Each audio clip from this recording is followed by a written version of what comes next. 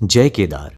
मद्महेश्वर जी के भव्य दर्शन के बाद हमने रात्रि गोंडार नामक गांव में बिताई और यहाँ हमने पहाड़ों की संस्कृति के एक और पहलू को अनुभव किया, पहाड़ों का स्वादिष्ट भोजन। जहाँ आज तक कोई भी गाड़ी ना पहुंची हो, जहाँ सिर्फ पदयात्रा करके जा सकते हो, वहाँ रात्रि भोजन करने का अपना ही एक आनंद आ रहा था।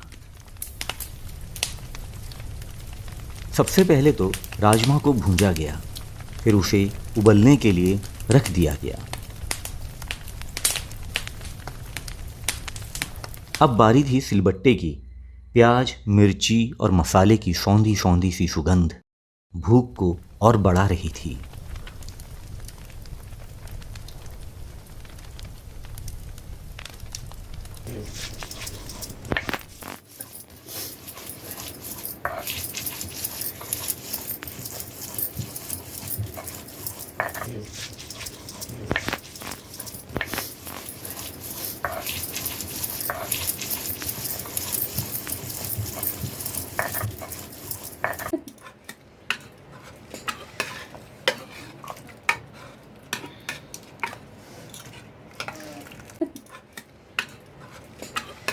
पता नहीं कब आंटी ने आलू अंगार में डाले और निकाले।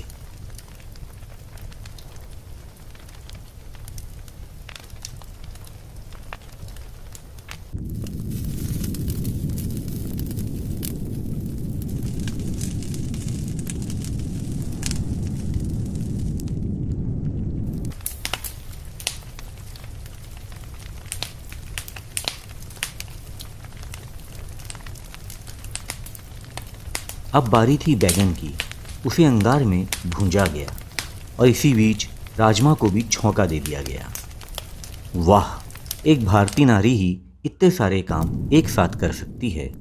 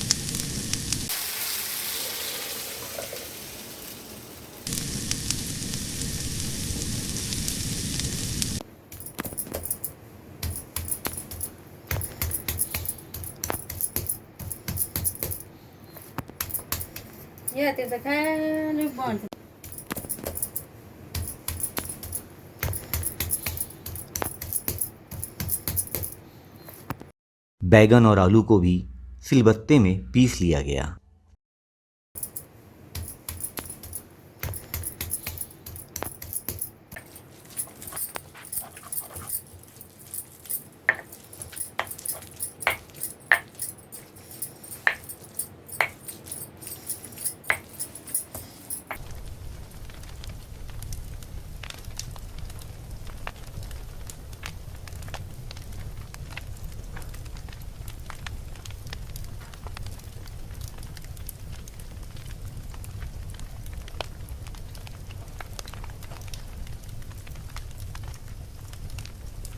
अब बारी थी मंडवे की रोटी की। अंगार की रोटियां और उसमें देसी घी, क्या बात है। ये मनवा आटा गेहूं का। मंडवा और गेहूं का आटा मिलाया आपने?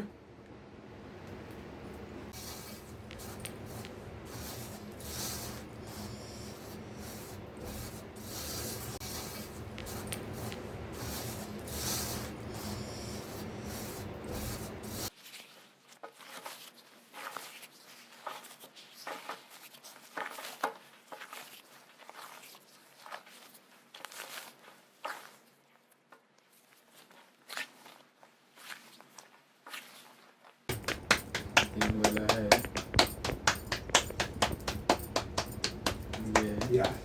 ये इसी के लिए सीधा आपको बोलते ये है। हाँ।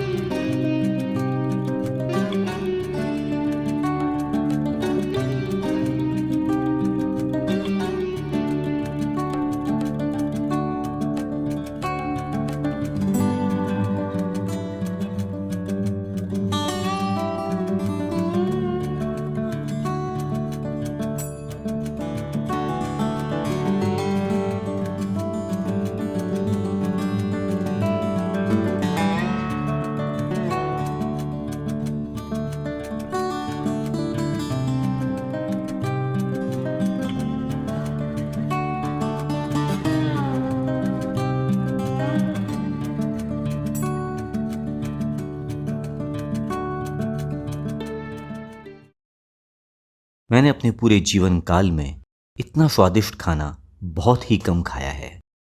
उस दिन पेट तो भर गया पर मन आज तक नहीं भरा है। अगले दिन हमने अपनी यात्रा अकतोलीधार होते हुए रांची के लिए शुरू की।